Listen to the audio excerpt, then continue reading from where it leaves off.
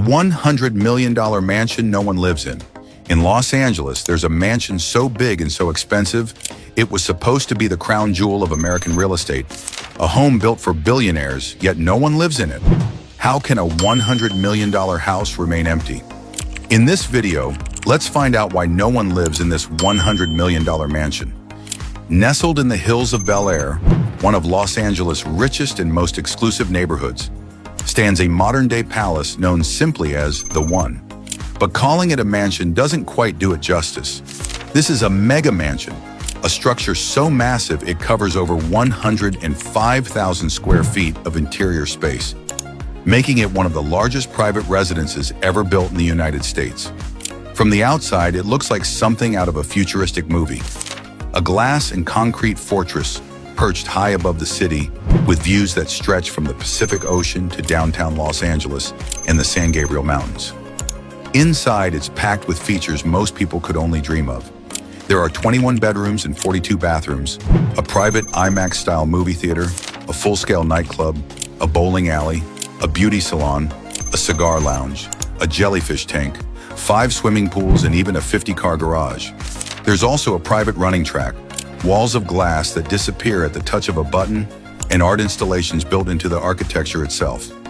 The man behind this outrageous project was Neil Niami, a former Hollywood film producer who reinvented himself as a luxury real estate developer. His goal was bold. He wanted to sell The One for $500 million, which would have made it the most expensive home in America, possibly the world. But things didn't go as planned. Construction ran years behind schedule, costs exploded, the design kept changing, and behind the scenes, Niami was borrowing hundreds of millions of dollars from banks and private lenders to keep the project alive. By 2021, the mansion was still unfinished, and the bills had piled up to more than $180 million in debt. With no buyer in sight, the court stepped in and placed the house into receivership. That means a court-appointed manager took over, tasked with selling the house and paying back the lenders. In early 2022, The One finally went to auction.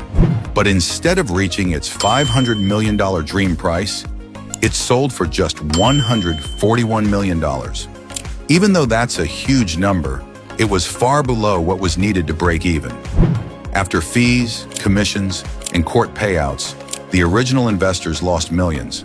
The buyer stayed quiet, though later reports suggested it was Richard Sagian, the CEO of the clothing brand Fashion Nova. But even after the sale, the mansion remained empty. No one moved in. There were no parties, no celebrity guests, no high-profile events, just silence. So why does no one live in this $100 million property? The answer is simple. This house was never really built to be lived in. It was a fantasy project designed to make headlines and go viral.